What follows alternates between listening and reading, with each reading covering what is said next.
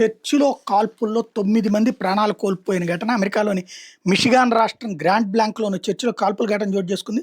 స్థానిక మెర్మోన్ చర్చిలో ప్రార్థనలు జరుపుతున్న సమయంలో గుర్తు తెలియని దొండగుడు తన వాహనంతో చర్చిలోకి దూసుకొచ్చాడు.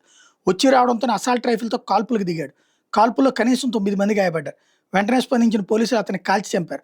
కాల్పుల తీవ్రతకు చర్చి ముందు గోడ బీటలు వారింది. క్షతగాత్రులు ఇద్దరి పరిస్థితి విషమంగా ఉందని చెప్తున్నారు.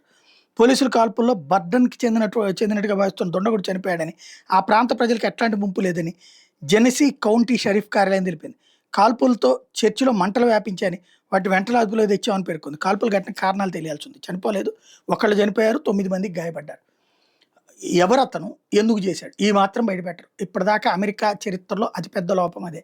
ఉగ్రవాదులు అన్నటువంటి వాళ్ళు పెరుగుతుంటే, మత తీవ్రవాదం పెరుగుతుంటే దాన్ని హషప్ చేసుకొస్తుంది, కవరేజీలను దాచేస్తుంది.